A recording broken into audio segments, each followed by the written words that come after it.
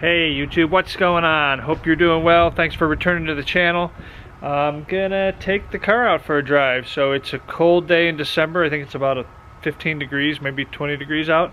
But it is dry, there's no salt on the road. And this may be the last day of the year. So let's go have some fun.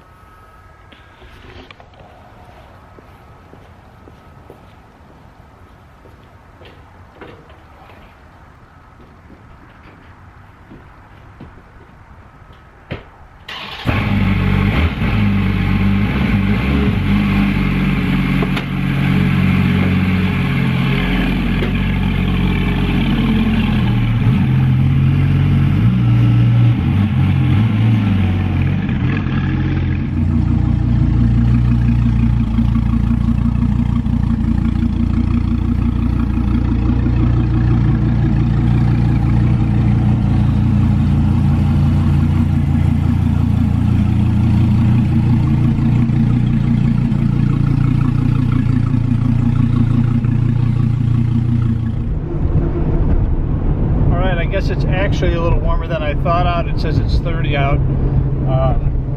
Still definitely cold day for the Viper. These wheels are not, well, they're known for not being good in cold weather like this and have even cracked. So hopefully they'll be fine. Just going to do a short ride, maybe get some lunch. And I wanted to get the car out. I do have to fill it out so that or fill it up so that I can put some fuel stabilizer in it before I put it away for the winter, but this is probably the last ride. Well, we'll see. I guess never say never.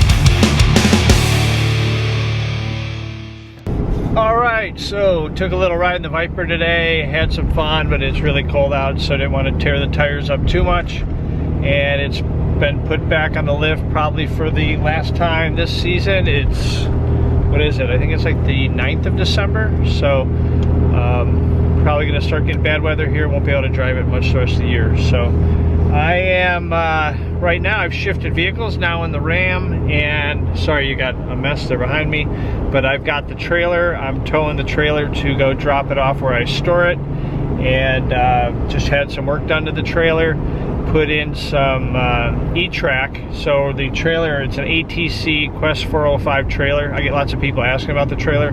It's an all aluminum car hauler. I also use it to store the UTV, the side-by-side that we have, which I'll show you in a few minutes. And the only thing I didn't like about the trailer is that it had 4 D-rings in it for strapping stuff down, but that's not ideal when you have cars with kind of the low spoilers. I've had issues kind of with the Viper and the Demon trying to get it strapped down. So put some E-Track down, which gives me a lot more flexibility, a lot more options. I'll show that to you again in a few minutes. So, but have a few minutes drive here. Figured I would just kind of check in with everybody.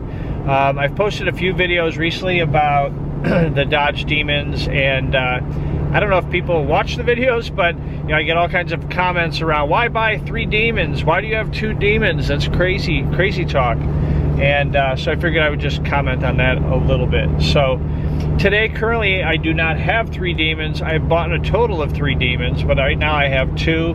I have a black one and I have a redline red one.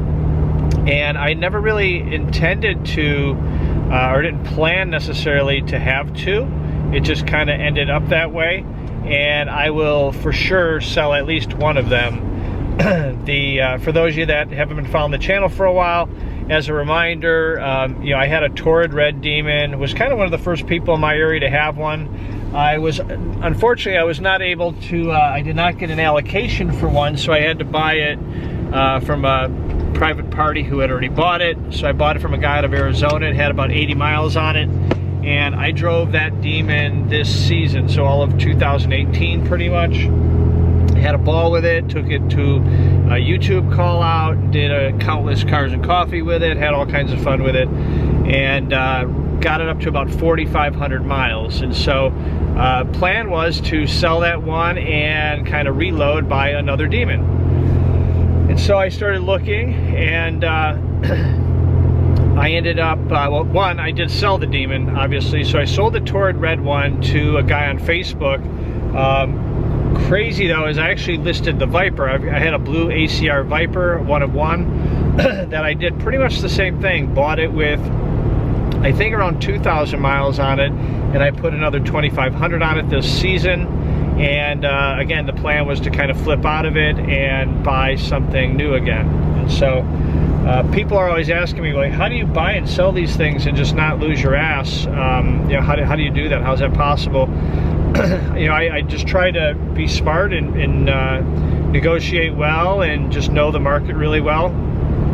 I have done probably more research on Demons for sale and you know, kind of what's out there than most people, so I know exactly, you know, what's out there, what it's going for, what auctions have ended for. And when you're buying and selling cars, knowledge is power, and certainly helps you from a negotiation standpoint.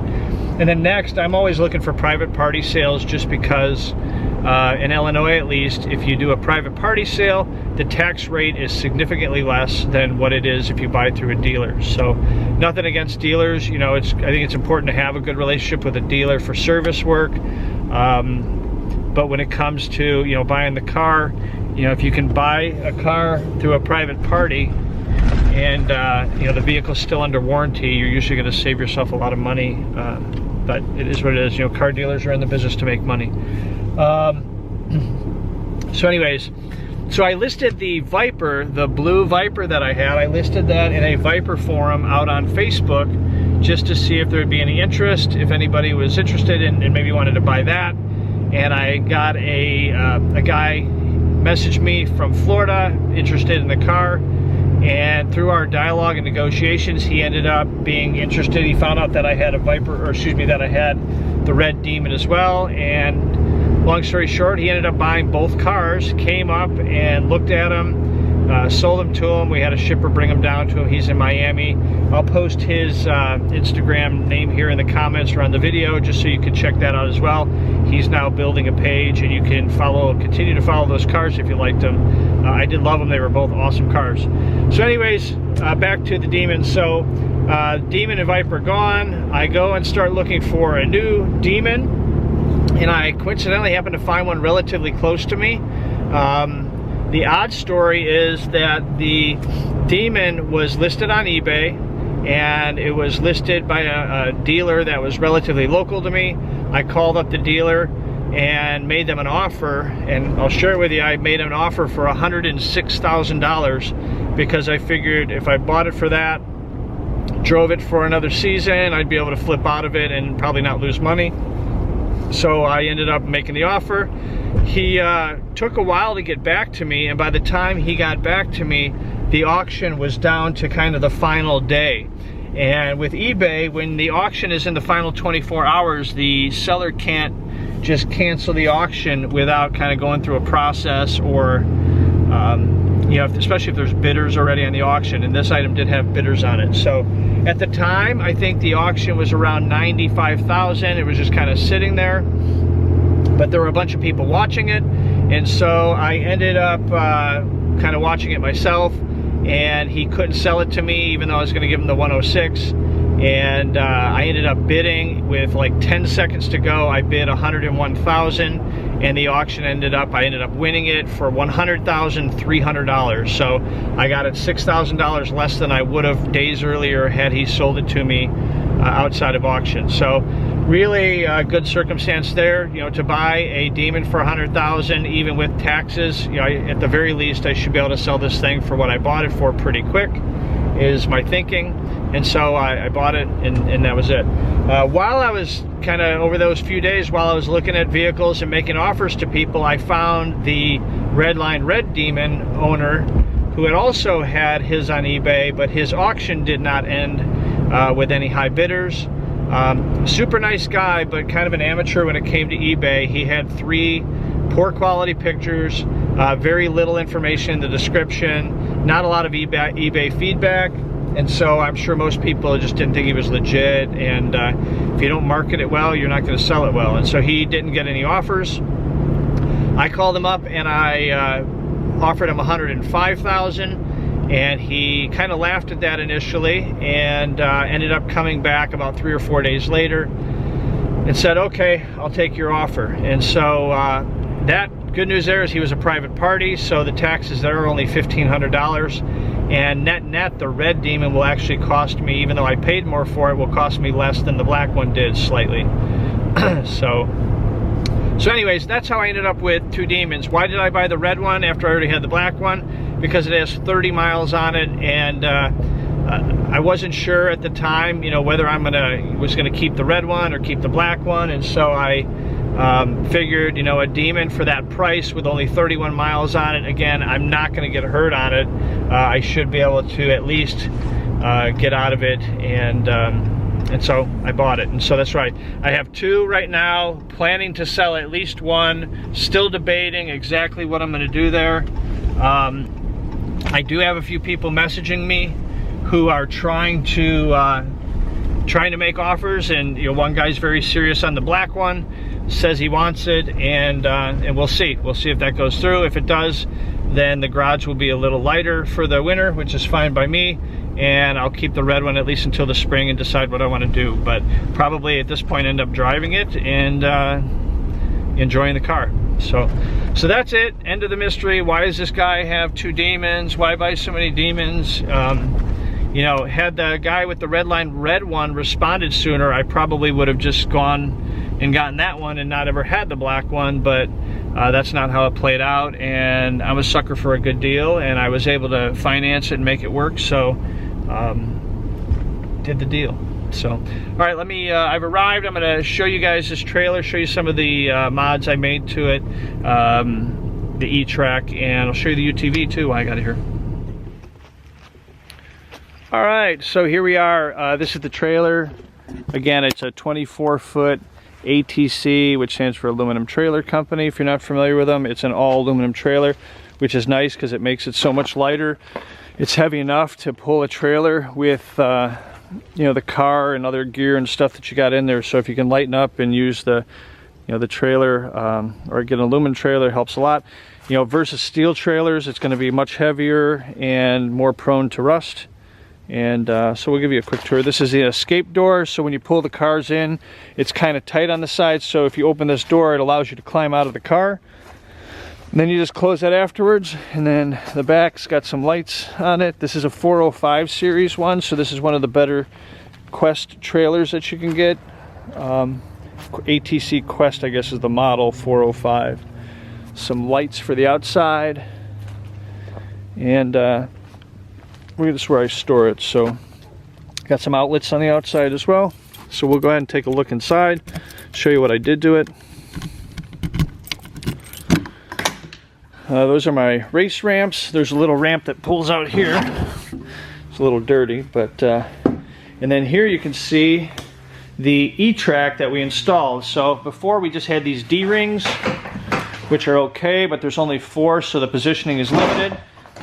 And now we have this E-Track, which is a lot more flexible, and now we have rings and things like that that you can clip into them, which gives you like an infinite number of positions to clip into. So this is our UTV. So this is a Can-Am Maverick X3 DS Turbo R. Very long name, but we've had a couple mods on this. We put a winch on it, put this front bumper on it, windshield, a sport roof, and these wider fender flares, and we put a 4-point harness on it, as well as these rear view sport mirrors. So we'll get out, and pretty soon the lakes here will be frozen. We'll go out and cruise around in this a little bit, but just showing you anyways the trailer.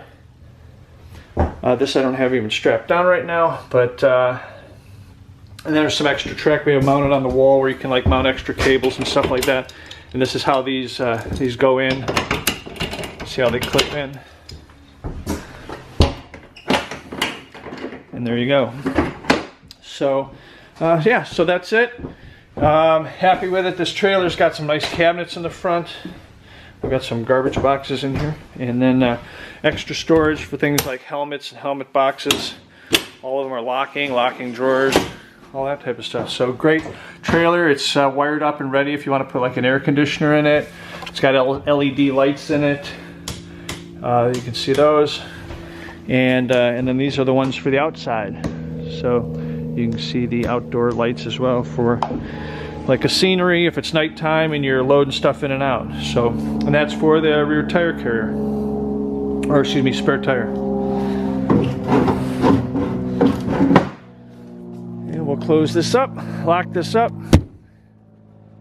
and unhitch it, and we'll be done, ready to go.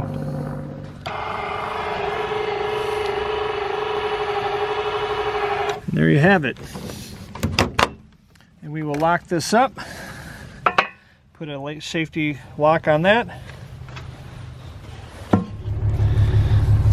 As you can see, everything is now locked up, nice and good, until the next time we use the trailer, which won't be too long. Alright gang, so that is it. Thanks for watching. If this is your first time on the channel, please consider hitting the subscribe button and hitting the bell for future notifications. Give us a like, give us a thumbs up, give us a comment below, let us know where you're from. If you happen to be in the Chicagoland area and you see me out, please stop and say hi. And you know, we hit lots of cars and coffee in the Chicagoland, as well as numerous call-outs across the country, mostly Midwest and the East. So if I see you out, please stop and say hello. And again, thanks for watching. Appreciate you guys, and talk to you soon. See ya.